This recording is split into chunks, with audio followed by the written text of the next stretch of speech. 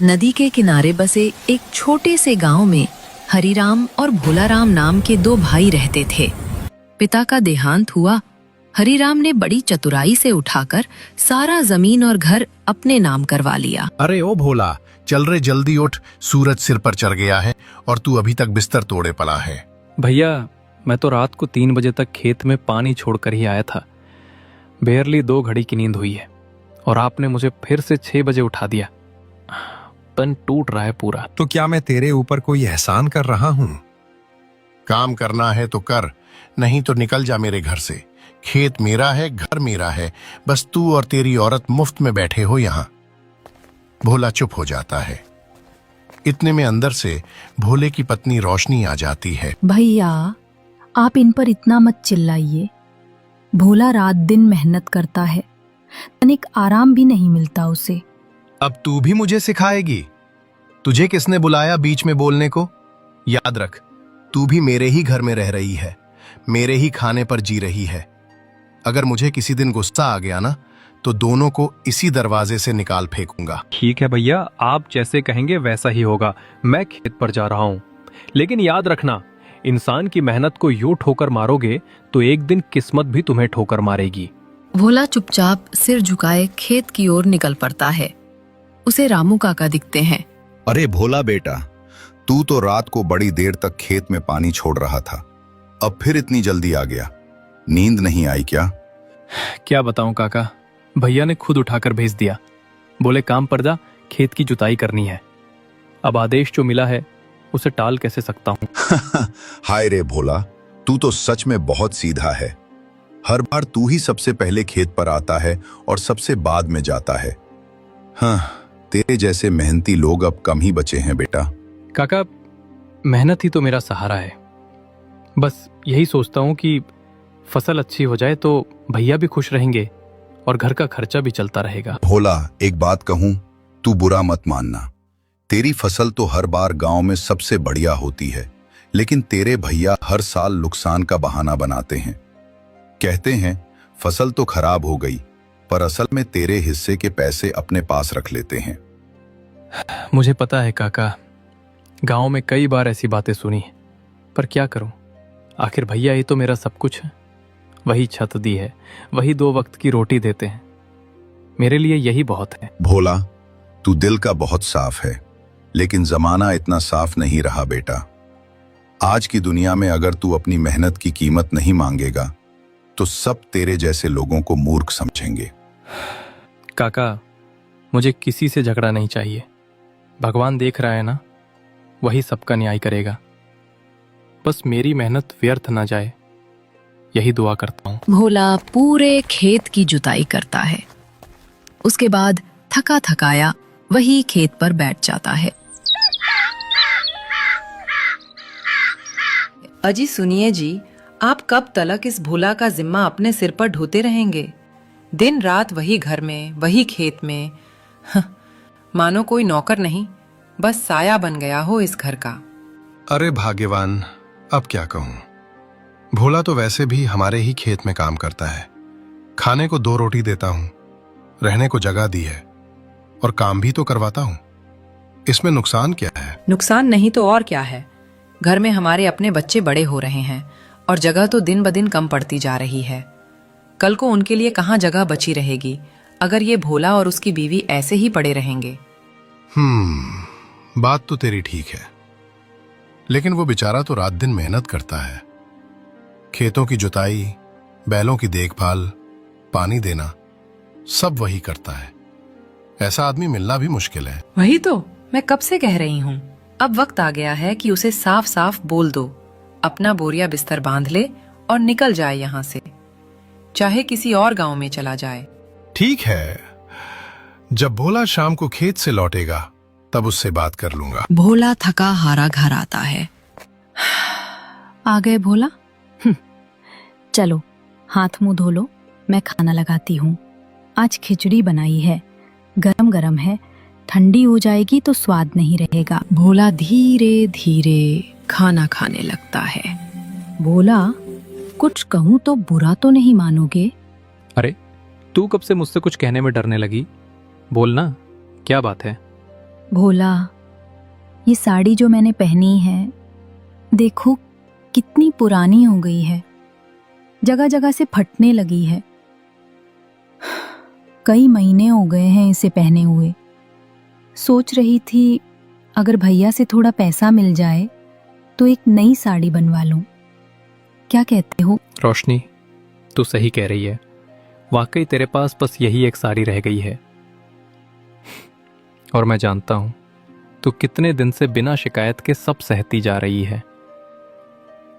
मैं कल ही भैया से बात करूंगा। तेरे लिए नहीं, तेरी जैसी औरत के लिए तो हर महीने एक नई साड़ी कम पड़ जाए। भोला, मैं तो बस एक साड़ी मांग रही हूं, कोई सोने चांदी के गहने नहीं। तू दिन रात मेहनत करता है और मैं तो बस घर में बैठी तेरे लौटने का इंतजार करती हूं। पर कभी कभी सोचती हूं, क्या हमें भी अपनी मेहनत का थोड़ा हक नहीं मिलना चाहिए? चल अब सो जाएं। कल सुबह जल्दी उठना है, भैया से बात भी करनी है। सुबह की पहली किरणों पर उठता है। भैया, मैं यही कहना चाहता था कि रोशनी की जो साड़ी है वो बहुत पुरानी हो चुकी है। कई महीनों से वही एक साड़ी पहने वो टिक टिक कर रही है। अगर आप कुछ पैसे दे दें तो मैं किसी सिलाई वाले से लेकर आऊं एक नई साड़ी। रोशनी भी खुश हो जाएगी, घर में भी ठाट बाट लगेगी। साड़ी? और क्या क्या मांग लेगा? आज साड़ी, कल गहना, परसों कोई बड़े दिखावा। मैं तेरी उन सब बातों के लिए पैसे नहीं देता भोला। इस घर में रहना है तो मेरे नियम मानने होंगे। भैया, हम आपके आभारी हैं कि आपने हमें छत दी, लेकिन साड़ी बस एक छोटी सी गुजारिश थी, कुछ भी बड़ा नहीं मांगा। आभारी? हाँ, बहुत आभारी। पर आभारी होने का मतलब ये नहीं कि मैं अपनी जमीन के पैसे तुझे बांट दूं। अब और नहीं। भैया, कहाँ जाऊं मैं? मेरा कोई और सहारा नहीं है। आप ही मेरा एकमात्र सहारा हो। तू जहां चाहता है जा सकता है, मुझे फर्क नहीं पड़ता। पर एक बात याद रख, जब इंसान किसी के घर का बोझ बन जाए तो उसे बाहर कर देना ही बेहतर होता है। अब अपना बोरिया बिस्तर बांध और यहां से निकल जा। ठीक है भैया, जो आज आपने कहा वही करूंगा। पर बस एक बात, जब तक हम जाते हैं रोशनी के पास ये पुरानी साड़ी ही रहें, उसे कोई तीखे शब्द मत बोलना। मैं तेरे जैसे लोगों की अक्ल बताने नहीं आया, बस निकल जाओ। भोला और रोशनी दोनों चलते चलते थक जाते हैं और दोनों नदी किनारे जाकर रुक जाते हैं। भोला, अब मुझसे चला नहीं जा रहा। सुबह से पेट में कुछ नहीं गया। अगर मैंने अब कुछ नहीं खाया तो शायद मैं यहीं दम तोड़। अरे नहीं रोशनी, ऐसी बात मत कहो। तुम चिंता मत करो, मैं अभी कुछ न कुछ खाने का बंदोबस्त करके लाता हूं। तुम बस सब्र करो। ऊपर वाला बड़ा दयालु है, वो भूखे को कभी भूखा नहीं मरने देता। भोला तेजी से वहां से निकलता है।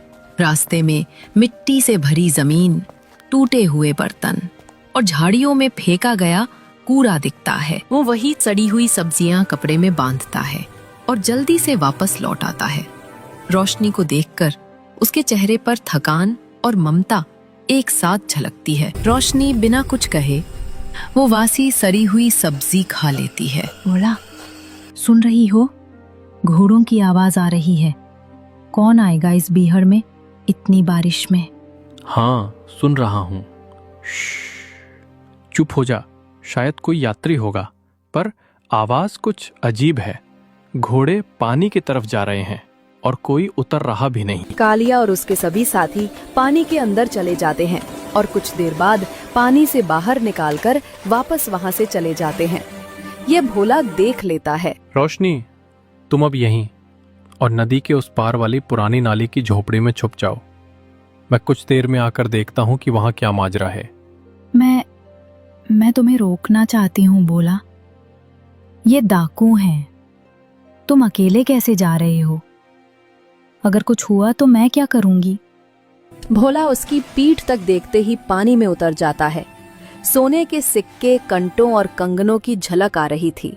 हे भगवान, इतने सोने का भारी ढेर, इतनी दौलत, इतने सालों की कमाई, ये तो नामुमकिन सा है। थोड़ी सी आंख बंद करके उसने सोचा कि अगर वो कुछ लेकर चला आए तो रोशनी को नई साड़ी दिला देगा, बच्चे को कंच और छत ठीक करवा देगा। पर तभी उसके भीतर की एक आवाज जमीर गूंजी। नहीं, ये गलत है। इन पैसों में कई लोगों का दर्द और खून मिला होगा। मैं ऐसी दौलत अपनी ईमानदारी से नहीं पा सकता। भोला, तू डरता क्यों है? तू मेहनत कर रहा है, पर दुनिया ने तुझे तुच्छ समझा। ये सोना तुम्हारे जैसे परिश्रमी का नहीं, और इस पर कितना जहर भरा है। पर क्या तू अपने जीवन के लिए एक छोटा बदलाव नहीं ले सकता? अगर मैं ले लूंगा तो क्या मैं खुद बेवफा नहीं बन जाऊंगा? क्या इससे मेरी आत्मा नहीं दागदार होगी? सच और झूठ दोनों रास्तों के फल मिलते हैं, पर सोच, क्या तेरे छोटे से काम से कोई बुरा नुकसान होगा? क्या तू बस अपनी जरूरत का टुकड़ा ले और बाकी को छोड़ दे सकता है? क्या तेरे हाथों में जो कुछ आएगा वो किसी बेईमान के हाथ लगेगा तो भला क्या होगा? भोला उसमें से थोड़ा सारा सोना उठाकर अपने घर लेकर आ जाता है। अरे भोला, तुम आ गए। मैं तो पूरी रात जागती रही। डर लग रहा था कहीं तुम्हें कुछ हो ना गया हो। पर ये क्या? ये तो सोना है। इतना ढेर सारा सोना कहाँ से लेकर आए? रोशनी, मैं कालिया डाकू की उस पानी वाली गुफा में गया था। जो रास्ता वो लोग पानी के नीचे से जाते थे, वहीं से होकर मैं भी अंदर पहुंचा। और जैसे ही अंदर गया, मेरी आंखें खुली रह गईं। वहां चारों तरफ सोने के सिक्के, हार, कंगन, तलवारें, मुकुट, सब कुछ था, जैसे किसी राजा का खजाना हो। हे भगवान, इतना सारा सोना! पर भोला, ये तो चोरी का होगा ना? वो कालिया कितने लोगों को लूटकर ये जमा करता होगा। तूने कुछ लिया तो नहीं? पहले तो मैंने कुछ लेने का इरादा नहीं किया था रोशनी। जब मैंने वो खजाना देखा तो मेरे मन में भी लालच उठा। सोचा अगर थोड़ा सा ले लूं तो हमारे दिन बदल जाएंगे। पर तभी मेरे दिल ने कहा, भोला, ये हराम का सोना है।